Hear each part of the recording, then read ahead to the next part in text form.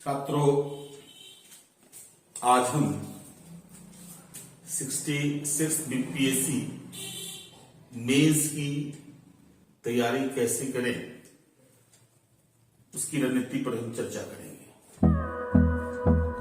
Mains की तैयारी ऐसी होनी चाहिए जिससे कि आपको निर्णायक सफलता मिले। जैसा कि आपको पता है 900 मार्क्स का मेंस होता है और 120 मार्क्स का इंटरव्यू होता है, और दोनों को ऐड करके सिलेक्शन होता है। तो आप जितना ज्यादा मेंस में स्कोर करेंगे उतना आपको लाभ होगा। नहीं, इंटरव्यू में भी आप आराम से जाएंगे बिना डर के कि अगर इंटरव्यू में अच्छी स्कोर नहीं हुई तो हमारा सिलेक्शन नहीं होगा। जो आपके हाथ में इंटरव्यू के बारे में कहा था, आप बहुत अच्छी तैयारी करके जाते हैं, इसके बावजूद गारंटी नहीं कि बहुत अच्छा हुई। मेंस आपके हाथ में है। मेंस की आप किस तरह की तैयारी करें, कैसे करें जिससे कि आपको निर्णायक सफलता मिले, ज्यादा से ज्यादा आप कैसे स्कोर करेंगे, तो उसके लिए एक स्पष्ट रणनीति बनानी होगी। 3 सेक्शन हुआ, 300 मार्क्स GS1, GS2 और 300 मार्क्स ऑप्शनल। अगर आप इसमें देखेंगे तो ऑप्शनल 33% मार्क्स, जीएस मेंस में उसका पार्टिसिपेशन, उसकी भागीदारी है 33%। लेकिन मेरे अनुसार ऑप्शनल बीपीएससी में सफलता के लिए पहले तो था ही, 56 से 59 तक तो था ही, आज भी सबसे निर्णायक योगदान ऑप्शनल का होता है। क्योंकि ऐसा देखा गया है कि अगर अच्छे स्टूडेंट की बात कर रहे हैं जो निर्णायक सफलता प्राप्त करने के योग्य हैं, जो अपने आप को उच्च कोटि का छात्र मानते हैं, तो उनमें देखा ही जाता है कि जीएस 1 हो या 2, वेरिएशन बहुत कम होता है। ऑन एवरेज जिनका सिलेक्शन होता है वह जीएस में 330 से लेकर के 390 तक स्कोर करते हैं। एक्सेप्शनल 390 हो सकता है, एवरेज 330 हो सकता है, लेकिन बहुत अच्छा अगर आपको 360 हुआ। होता यह है कि जो भी पास करने वाले स्टूडेंट होते हैं वो 360 के आसपास में राउंड करते हैं। यानी किसी का 340 आया, 345, 355। तो ये मैं जो निर्णायक सफलता करने वाले छात्रों के बारे में बता रहा हूं। ऑन एवरेज 330 to 345 के बीच में छात्र आते हैं। 15 नंबर का आप वेरिएशन कर सकते हैं। एक ऑप्शनल एक ऐसा सब्जेक्ट है, क्योंकि जीएस में क्या है कि वेरिएशन बहुत ज्यादा है, सिलेबस बहुत ब्रॉड है, प्रश्नों की प्रकृति बराबर चेंज हो रही है, तो उसमें बेहतर निष्पादन करना एक असली टास्क है। लेकिन ऑप्शनल एक ऐसा है जिसमें प्रश्न की प्रकृति बदल जरूर रही है, लेकिन वो कमांड करने योग्य है। अगर आप निर्धारित कर लेंगे टॉपिक को और उस टॉपिक पर अगर डिटेल से स्टडी कर लेंगे तो ऑप्शनल में आप अच्छा स्कोर कर सकते हैं। एक चीज याद रखिएगा, जो हम छात्रों को बराबर बताते हैं कि सिविल सेवा की तैयारी की एक स्पष्ट रणनीति होनी चाहिए। जैसे पीटी के बारे में कहा है, प्रारंभिक परीक्षा के बारे में, अब जितना ज्यादा पढ़ सके पढ़े, और जितना ज्यादा पढ़ेंगे स्कोर उतना आपका हाई होगा। लेकिन मेंस के बारे में कहा है कि जितना आप कम से कम पढ़ेंगे लेकिन उच्च स्तर का पढ़ेंगे, उन्हीं का चयन होगा। यानी सिविल सेवा मुख्य परीक्षा के बारे में कहता है, यह इंपॉर्टेंट नहीं है कि आप कितना जानते हैं, बल्कि यह इंपॉर्टेंट है कि आप कितना छांटना जानते हैं। तो पूरे सिलेबस को अगर आप पढ़ेंगे और तो एक तो पूरा सवाल होगा नहीं, दूसरा जो आंसर होगा आपका उच्च स्तर का होगा नहीं, क्योंकि आपका आंसर तभी उच्च स्तर का हो सकता है जब आप सेलेक्टेड टॉपिक को आप छांट लें और फिर उस टॉपिक के इन से आउट को आप डीप रूटेड शेप से पढ़ें, जिससे कि उस सिलेक्टेड टॉपिक से और किसी भी तरीके का प्रश्न आए तो आप उसका उत्तर दे सकें बेहतर ढंग से। उसमें आपको सोचने की जरूरत नहीं है। आप इस तरीके से 5 बार 7 बार उन टॉपिक से जुड़े हुए प्रश्नों का अभ्यास अगर आप बेहतर ढंग से कर लेंगे तो वहां सोचने क्वेश्चन को पढ़ेंगे, एक बार समझ में 1 मिनट 2 मिनट समझेंगे और फिर आप आंसर फ्रेम करके आंसर लिख देंगे। तो क्योंकि एक तो अभी जैसा कि बीपीएससी ने घोषणा कर रखा है कि मार्च में एग्जाम लूंगा और ये मिड जनवरी होने जा रहा है, आप अगर मान लें तो 2 महीने। हालांकि औरंगाबाद का सेंटर कैंसिल होने से, री एग्जाम होने से प्रक्रिया बढ़ सकती है, क्योंकि फॉर्म भरने के डेट भी अलग से हो जाएंगे। तो ऐसा अनुमान लगाया जा रहा है एग्जाम अप्रैल के 3rd वीक के आसपास में होने की संभावना है। अगर अप्रैल के 3rd वीक को भी मान लें तो आपके पास मैक्सिमम 3 मंथ है, 90 डेज, और 90 डेज में आपको GS1, GS2 और ऑप्शनल देखना है। छात्र 2 तरह के होते हैं। एक छात्र वो होते हैं जो पहले से तैयारी कर रहे होते हैं, जिनका मेंस तैयार होता है और पीटी के एग्जाम के बाद उसका रिवीजन करते हैं, बार बार लेखन का अभ्यास करते हैं।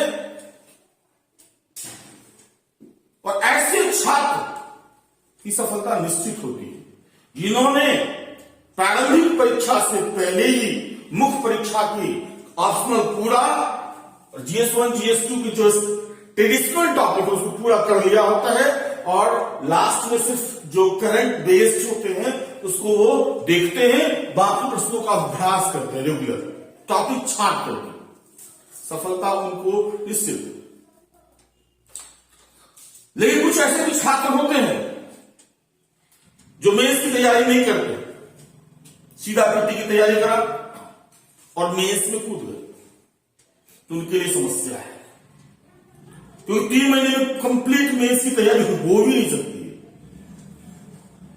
लेकिन जो जिन्होंने पहले तैयारी की और जो अभी तैयारी कर रहे हैं, दोनों के लिए ये याद रखें, जिन्होंने पहले तैयारी की तो वो भी अगर पूरे सिलेबस को रिवाइज करेंगे, उसका अभ्यास करेंगे, उनके लिए मुश्किल है। उनको भी सिलेक्टेड टॉपिक गैदर करना होगा, टॉपिक को छांटना होगा, और नए छात्र को तो निश्चित छांटना होगा। इंपॉर्टेंट टॉपिक जो पूछे जा सकते हैं, निश्चित छात्रों के लिए इंपॉर्टेंट टॉपिक छांटना मुश्किल हो, तो उसके लिए उच्च कोटि के संस्थान आपको उपलब्ध होते हैं।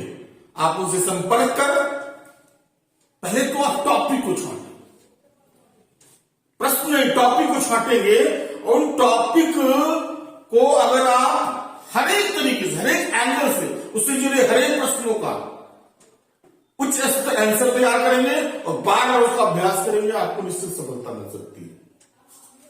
नए छात्र जिन्होंने मेंस की तैयारी नहीं भी करी है, अगर इन 3 महीनों में सिलेक्टेड टॉपिक को, उससे जुड़े प्रश्नों का उत्तर, उत्कृष्ट उत्तर अपने पास जमा करें, जिस किसी से भी सहयोग लेना पड़े वो जमा करें, उसका बार बार अभ्यास करें, तब उनकी सफलता निश्चित है। इससे अंदर में ऑप्शनल, अब ये जो मैं कैसे तैयारी करें इसकी रणनीति की हम एक विस्तृत चर्चा करने जा रहे हैं, एक विस्तृत श्रृंखला में देने जा रहे हैं। ऑप्शनल का अलग अलग सब्जेक्ट के मेरे द्वारा हिंदी, भाषा एवं साहित्य और इतिहास का रणनीति बताई जाएगी कि कैसे इसकी तैयारी करें, कम समय में ज्यादा से ज्यादा कैसे आप स्कोर करें, इसके बारे में हम बताएंगे आपको। फिर GS1 और GS2 में कैसे आप ज्यादा से ज्यादा स्कोर करेंगे, इसके बारे में हम आपको बताएंगे। और बाकी जो ऑप्शनल जो हमारे यहां चल रहा है, अलग अलग टीचर के द्वारा जो पढ़ाया जा रहा है, वो टीचर अलग अलग सब्जेक्ट पर धीरे धीरे रणनीति देंगे और एक श्रृंखलाबद्ध रूप से आपको जाएगा कि आप जितने भी छात्र हैं वो कॉन्सेंट्रेटेड स्टडी करें। जो जिनका सपना है बिहार प्रशासनिक सेवा में चयन होने का, उनको मैं ये तो नहीं कह रहा हूं कि मैं निर्णायक मोड़ उनके जीवन में ला दूंगा, लेकिन एक निश्चित डायरेक्शन जरूर दूंगा कि वो निश्चित डायरेक्शन को अपना करके निर्णायक सफलता प्राप्त कर सके। अगर आप प्रश्न इस संदर्भ में मैं इसलिए कह रहा हूं कि प्रश्नों की प्रकृति 56 to 59 के बाद बदलने लगी है। 56 to 59 में पेपर 1 पेपर 2 हुआ करता था जीएस का 200 मार्क्स का, अब हो गया 300 मार्क्स का, और ऑप्शनल 2 थे तब 1 हो गए। प्रश्नों की प्रकृति में भी परिवर्तन हुआ है। पहले आप हिस्ट्री, आर्ट एंड कल्चर का 6 से 7 टॉपिक आप छांट लेते पीछे हुए प्रश्न, पूछे हुए प्रश्नों के आधार पर, और उसको आप पूरी तरीके से कंप्लीट कर जाते, तो आप पेपर फर्स्ट में हिस्ट्री, आर्ट एंड कल्चर में आराम से आप आंसर लिख सकते थे, कहीं कोई दिक्कत नहीं होती। इंटरनेशनल करंट अफेयर्स में भी डायनेमिक चेंज हुआ है। डायनेमिक चेंज ये हुआ है कि इंटरनेशनल रिलेशन को फोकस किया गया है, और उसमें जो प्रश्न की जो प्रकृति होती है इतनी डायनेमिक होती है कि कभी कभी मुझे लगता है कि यूपीएससी भी उस स्तर का प्रश्न नहीं पूछ पाता है, और कभी कभी संजोग ये होता है कि उन डायनेमिक इंटरनेशनल रिलेशन के प्रश्नों को विचारधारा से जोड़ कभी पूछ दिया जाता है। और स्टैट के बारे में आता है कि स्टैट बड़ा ही झोलझाल है, एक बार बहुत टफ, एक बार बहुत आसान। तो हम जीएस फर्स्ट पेपर की रणनीति पर करेंगे चर्चा, उस पर फोकस करेंगे। 3 पार्ट में आप रखिए, history, art and culture, history, art and culture, history, art and culture. दूसरा current affairs, current that is national and international, और स्टैट। स्टैट के बारे में बात है कि सिर्फ डीआई पूछा जाता है, तो और वो डीआई भी अगर देखेंगे तो 3 से 4 प्रकृति के पूछे जाते हैं। उन चारों प्रकृति का एक बार समझ बना ले कि कैसे उसको आंसर करना है। विशेषकर सर्वप्रथम आप ये करें 56 से 59 से लेकर के 65 तक जितने भी स्टैट है उस सबको बनाए, और वो कैसे बनेगा, स्टेप बाय स्टेप कैसे बनेगा, अपने सीनियर से या जिस संस्थान से जुड़े हुए हैं ये बुक्स का सहारा लेकर के जहां से भी हो, आप स्टेप बाय स्टेप कैसे आंसर बनेगा, पहले पूछे हुए 56 से लेकर के 65 तक के प्रश्नों का पूरी तरीके से अभ्यास करें उसकी कैसे ये बनेगा। वो पांचों का अभ्यास करने के बाद आप एक अच्छी स्टैट की पुस्तक ले सकते हैं। मेरे लिए किसी पुस्तक का नाम लेना उचित नहीं है, लेकिन एक अच्छी स्टैट की पुस्तक ले सकते हैं। खास करके जो बैंकिंग सेक्टर में, पीओ में या मैनेजमेंट सेक्टर में जो पूछा जाता है उस तरह के स्टैट को आप इन पांचों का अभ्यास करने के बाद आप ले सकते हैं। लेकिन मेरा मानना है कि अगर पांचों साल का स्टैट को बार बार उसको अभ्यास करेंगे, प्रश्न लगभग उसी तरह के होते हैं, संख्या चेंज होता है, बाकी बहुत सारा चीज परिवर्तन नहीं होता है। अगर उन स्टैट के 56 से 59 से लेकर के 65 तक के स्टैट को बार बार आप उसको बनाएंगे और उससे समझ विकसित करेंगे, समझ विकसित करने के बाद आप कोशिश करेंगे प्रत्येक दिन कम से कम 2 स्टैट बनाएं, प्रत्येक दिन 2 स्टैट बनाएं। स्टैट का अभ्यास करना, हो सकता है आपको मैथ बहुत अच्छी आती होगी, लेकिन स्टैट का अभ्यास नहीं करेंगे तो एग्जामिनेशन हॉल में कई छात्रों को जो मैथ बैकग्राउंड के थे उनको कभी कभी दिक्कत हो गई, किसी एक क्वेश्चन फंस गए और टाइम बहुत ज्यादा ले लिया जाता है। तो इसका अभ्यास पहले तो ये सभी का आप बनाएं और उसके बाद इसका अभ्यास आप डेली 2 स्टैट का करें।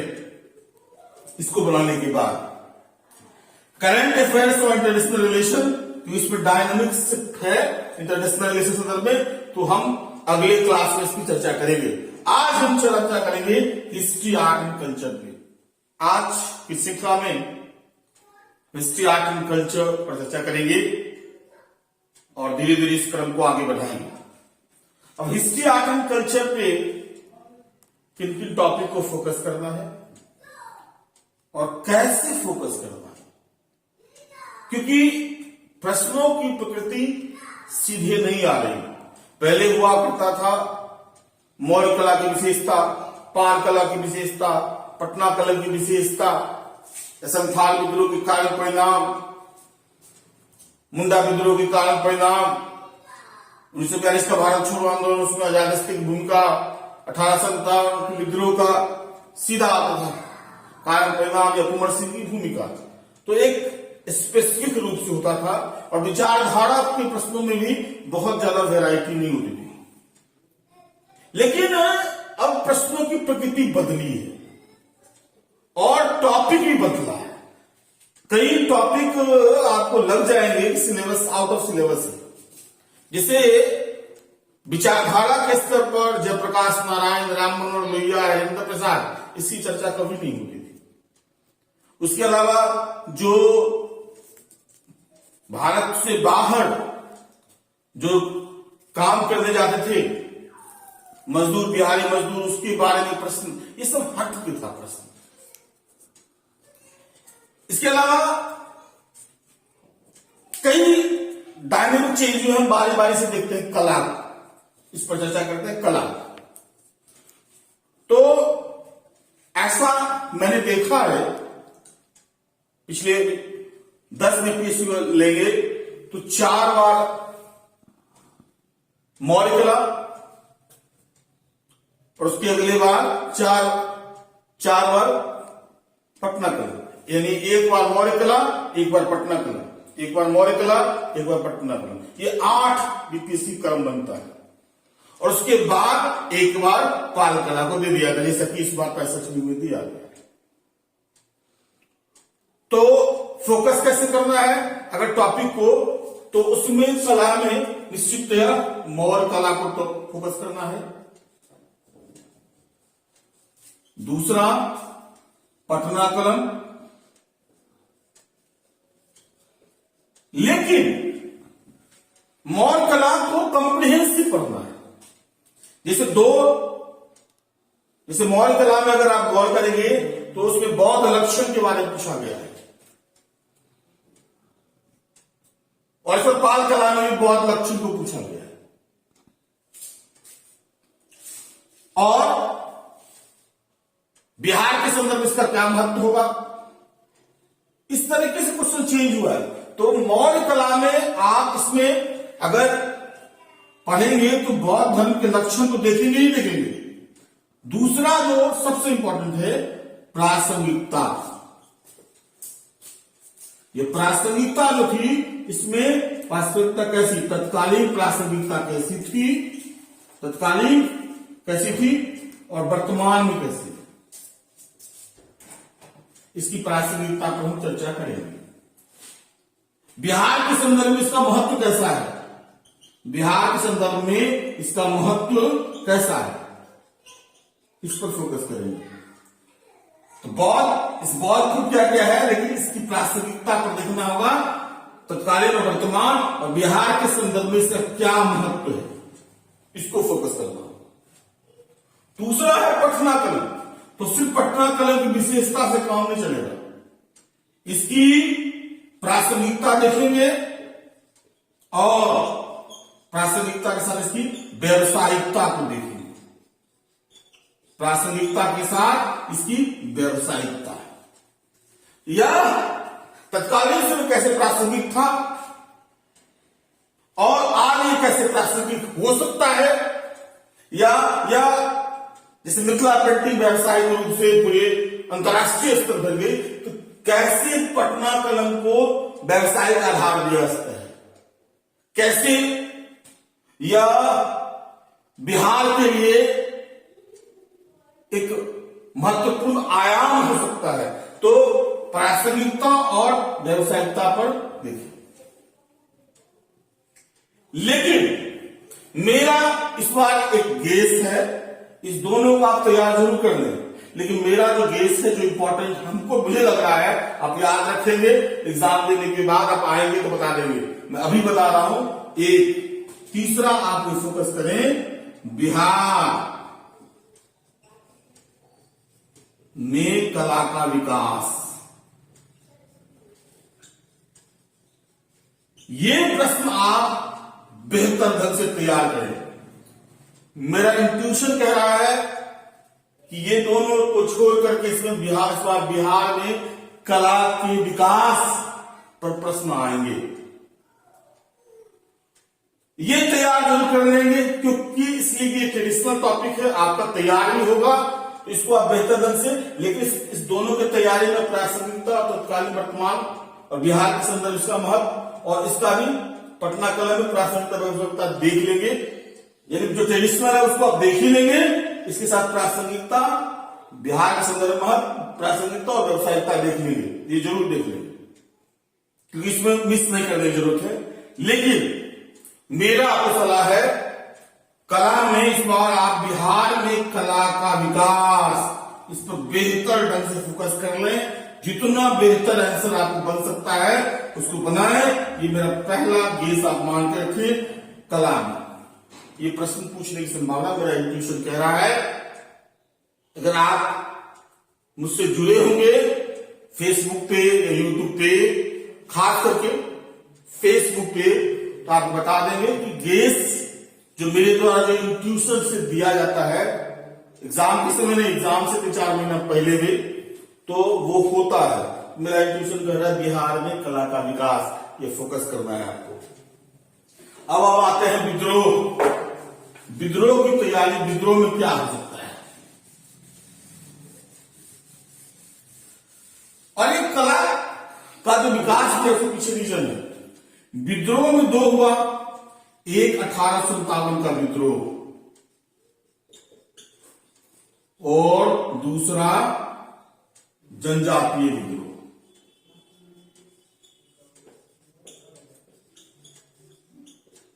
अब इसको गौर करेंगे आप, 64th बीपीएससी में जनजातीय विद्रोह जो था वह मुंडा और संथाल विद्रोह नहीं था, पैन इंडिया था। ये संपूर्ण भारत में जनजातीय विद्रोह की विशेषता क्या थी और वो क्यों असफल हो गया। तो पहली बार ये चेंज हुआ, तो आप संथाल मुंडा कर रहे थे, तो ये डायनेमिक चेंज हुआ। और आपको याद रखें, ये प्रश्न मैंने पढ़ाया था छात्रों को, यहां तक मेरे पीटी के जो प्रिंटेड नोट्स थे उसमें भी ये लिखा हुआ है। मैं इसमें तो पढ़ाई था, पीटी के नोट्स में भी इसके कारण और उसके परिणाम स्पष्ट रूप से सेव करके स्वरूप के साथ बताया गया है। तो ये पैन इंडिया पूछने रहेगा, इसको तैयार करना है। इसमें दो चीज ध्यान रखेंगे, एक कारण स्वरूप एवं परिणाम। एक तो विशेषता तो पूछा ही गया था कि आंदोलन की क्या विशेषता थी, या विशेषता का संदर्भ स्वरूप से था, यानी विशेषता यानी जो जनजातीय आंदोलन था उसका स्वरूप कैसा था, उसकी विशेषता कैसी थी।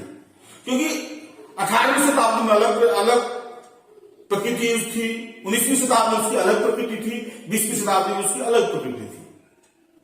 तो आप कारण को पढ़ेंगे, स्वरूप को पढ़ेंगे, कैसा जनजातीय स्वरूप या विशेषता आप कह सकते हैं, एवं परिणाम। और इसके अलावा एक जो पूछा था गया था असफलता के कारण, असफलता के कारण। इस पर हम डिटेल जो क्लास होंगे तो स्टार्ट उसमें बताया जाएगा, तो जो जातीय विद्रोह को इसको देखेंगे। और क्योंकि ये पैन इंडिया पूछा गया था तो मेरा इंट्यूशन इसीलिए कला के संदर्भ में, बिहार में कला का विकास मेरा इंट्यूशन कह रहा है। इसी तरह जैसे यहां पे मुंडा संथाल करते करते सीधा पैन इंडिया जनजातीय विद्रोह आ गया, उसी तरह पटना करते करते सीधा कला का विकास आ जाएगा। मेरा इंट्यूशन इसलिए इस पर बनता है। 1857 का विद्रोह पॉपुलर टॉपिक है, इसे कारण परिणाम आ रहे हैं और ये रिपीटेड आ रहे हैं। तो इसमें अगर आपको फोकस करना है तो रिपीटेड आ रहे हैं, क्वेश्चन थोड़ा सा हेर फेर के चेंज करके। तो 1857 विद्रोह में अगर कुछ लिखना है तो कुंवर सिंह का योगदान, इसको आप देख सकते हैं। कुंवर सिंह का योगदान बेहतर ढंग से आप देख सकते हैं। बिहार 1857 विद्रोह में कुंवर सिंह का योगदान, लेकिन बहुत जनरलाइज क्वेश्चन रहता है, इसलिए इसको फोकस ना करें तो भी अच्छा है। अगर इसको और अगर जैसा कि लग रहा है कि रिपीट करके क्वेश्चन प्रकृति चेंज कर दिया जाता है, जैसे इस बार जब पूछा गया 1857 विद्रोह के क्या कारण थे, बिहार में उसका प्रभाव क्या था, तो मेरे हिसाब से आप इस टॉपिक को छोड़ भी सकते हैं। 1857 विद्रोह के टॉपिक को, इससे नहीं भी आए, ठीक है।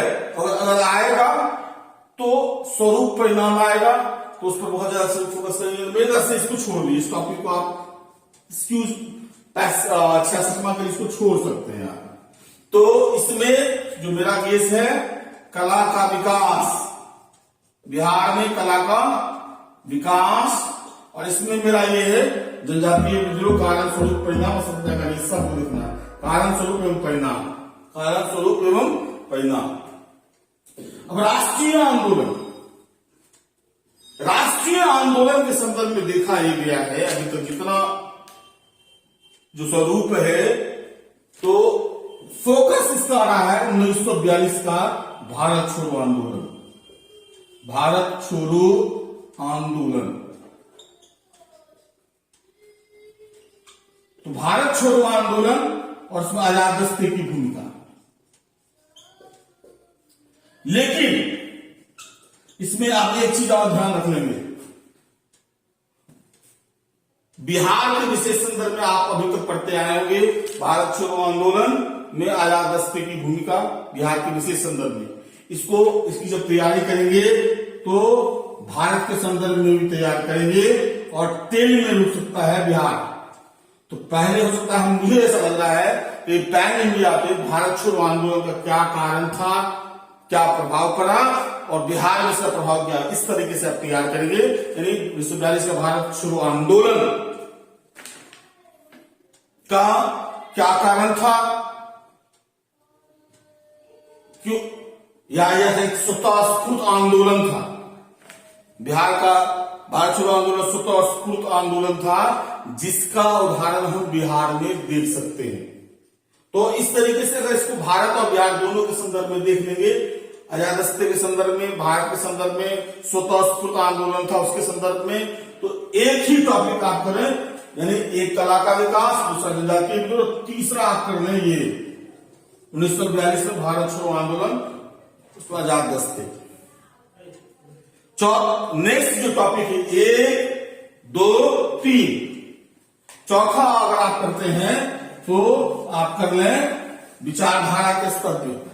विचारधारा के स्तर पे भी बहुत डायनेमिक क्वेश्चन सब आने लगे हैं, जो मैं कह रहा हूं उसको फोकस करें आप। एक तो राष्ट्रवाद, क्योंकि 64 में मैंने छात्रों को कहा था कि अभी जो हमारी नई सरकार आई है उसका राष्ट्रवाद पर बहुत जोर है।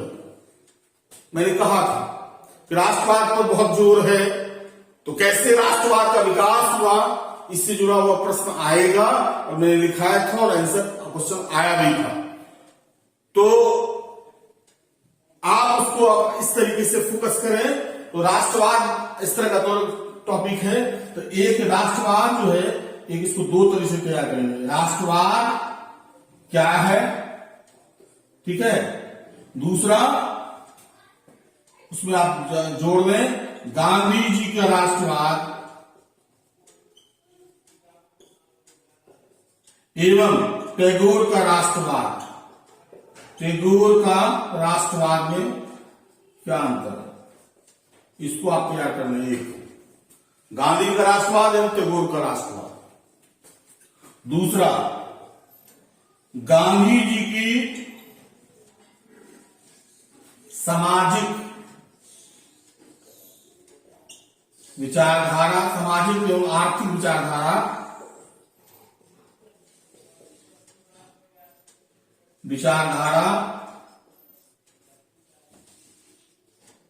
एवं अंबेडकर की सामाजिक एवं आर्थिक विचारधारा में क्या अंतर है, ये दो फोकस करना है। अगर आप तीसरा फोकस कर रहे हैं तो नेहरू की विदेश नीति, आप उसको देख लेंगे। चौथा अगर देखना है धर्मनिरपेक्षता, तो इसमें कंपेयर करके पड़ेगा नेहरू एवं गांधी। और एक जो मेरा हॉट टिप्स इस बार होगा, नई शिक्षा नीति, शिक्षा नीति टैगोर एवं गांधी। ये टैगोर एवं गांधी नई शिक्षा नीति के विषय संदर्भ में, इसको एकदम से एकदम फोकस कीजिए 100%। शिक्षा नीति टैगोर एवं गांधी की, शिक्षा नीति टैगोर एवं गांधी को आप 100% फोकस करना है, ठीक है। इसके अलावा अगर आपको बहुत ज्यादा फोकस नहीं करना, यानी ये अगर इसको कर लेंगे, इससे मैं बता देता हूं 2 क्वेश्चन आ सकते हैं एग्जाम में। इस 4 टॉपिक को आप कर लें, 5 टॉपिक को 1, 2, 3, 4, 5 विचारधारा के स्तर पर 5 टॉपिक कर लें, और कभी कभी इसमें जोड़ सकते हैं अगर तो ये 5 क्वेश्चन आप कर लेंगे, इससे 2 क्वेश्चन आ जाएंगे। इससे एक क्वेश्चन, इससे एक क्वेश्चन, और ये 100% इस बार आएगा 1942 का भारत छोड़ो आंदोलन। एक क्वेश्चन आप ये कंफर्म मान लीजिए, दूसरा इसको कंफर्म मान लीजिए, इसमें से 2, 5, एक इससे आएगा या तो कला का विकास, बाकी आप 2 तैयार कर लेंगे। तो अगर इसको आप गंभीरता से, अब अगर हम इस टॉपिक को आपके पास है, और यही मैं कह रहा हूं इससे 5 से 6 क्वेश्चन खूब हो आएंगे, तो और उसको लिखना है 3। अगर इन प्रश्नों का आप उत्कृष्ट उत्तर, इन टॉपिक का बेहतर अलग अलग तरीके से प्रश्न बना करके, और उसका आंसर बेहतर ढंग से क्या होगा, उसका अगर अभ्यास आप 1 हफ्ता से 10 दिन फोकस करेंगे, तो ये टॉप क्लास का आंसर होगा और यह जो पेपर है आपको 200 प्लस स्कोर आसानी से दे देगा, क्योंकि स्टैट है इसकी साइड में, तो स्टैट 72 मार्क्स आप ला सकते हैं। और इंटरनेशनल रिलेशन में भी हम बताएंगे, तो आप 60% वहां ले आएंगे, 60% यहां ले आएंगे मिनिमम, अगर आप फोकस करेंगे तो। 65 बहुत अच्छा माना जाता है, 60 भी आएंगे तो अच्छा ही माना जाता है। बहुत, हम तो मैं तो कह रहा हूं 60 ही बहुत अच्छा माना जाता है। तो 60 मतलब 138 और 72 स्टैट 200। लेकिन जब तक इसका आंसर उत्कृष्ट नहीं होगा, तो आप जान लीजिए इस पे इन प्रश्नों के उत्तर उत्कृष्ट न लिखने के बावजूद तो आप क्या हो जाएंगे, 55%, 50%, 45% भी इन प्रश्नों पर उत्तर आते हैं। वो आपको स्टैट के कारण वो स्कोर जिप होता है। दूसरा एक और इसमें मैं बताऊंगा, जब कला का विकास दिखाएंगे तो मैप का यूज कर देंगे। एक तो जो स्ट्रक्चर है उसका यूज करेंगे, और कला का जो विकास, किस कला का विकास हुआ है, तो कहां कहां कौन कला है, तो बिहार का मैप बना करके वहां पे आप उसको सेट कर देंगे। ठीक है, उसके स्ट्रक्चर, जो कला की जो स्ट्रक्चर है वो, और बिहार में कहां का कला का विकास है उसका मैप बना के आप वहां छोड़ देंगे। फिर जनजातीय मित्रों, तो भारत का एक मैप बनाएंगे और उसमें जहां जहां सेंटर्ड फोर्स था, जो प्रमुख जनजातीय विद्रोह को, उसको आप दर्शाएंगे।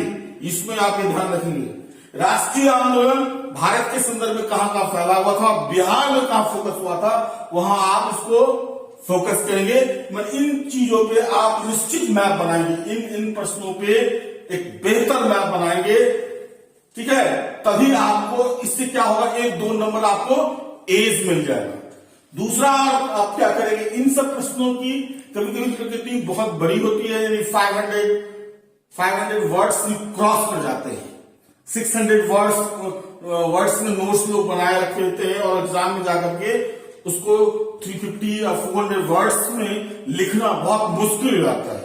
तो इन प्रश्नों को आप, इनके मुख्य बिंदुओं को आप फ्लो चार्ट्स में दे करके उसका एक्सप्लेनेशन नहीं, जैसे कारण, तो आप फ्लो चार्ट में कारण दे देंगे, स्वरूप फ्लो चार्ट में दे देंगे, और जिस पर ज्यादा फोकस है उसको आप पॉइंट वाइज आप उसको आंसर दे देंगे तो बेहतर होगा। तो आपको संक्षिप्त, मतलब विद इन टाइम 350 वर्ड्स आप लिख देंगे और सारी चीजों को समेट लेंगे, अलग अलग फ्लो चार्ट बना करके, अलग अलग परफॉर्मा बना करके, फ्लो चार्ट बना करके कुछ चीजों को स्पष्टता से आप देख लेंगे, तो आपको एक तो उत्तर विद इन टाइम हो जाएगा, मैप कर देंगे, 1-2 नंबर आप बढ़ जाएगा, और इस सब का प्रश्न और बेहतर ढंग से आप तैयार कर लेंगे तो 65% भी आ सकता है। अगर 65% इस पेपर में आ जाए जो फिक्स है, तो आप मान के रखें कि जीएस में आप 200 क्रॉस कर रहे हैं फर्स्ट पेपर में, 210 प्लस भी आ सकता है। लेकिन गंभीरता से आपको फोकस करना है, आपको करना है। अगली श्रृंखला में हम अंतर्राष्ट्रीय संबंध, करंट अफेयर्स से जुड़े मुद्दे और अंतर्राष्ट्रीय संबंध से जुड़े मुद्दे पर चर्चा करेंगे कि जो करंट अफेयर्स का जो सेक्शन है उसको कैसे आप बेहतर ढंग से तैयारी करेंगे, उस पर हम चर्चा करेंगे। धन्यवाद।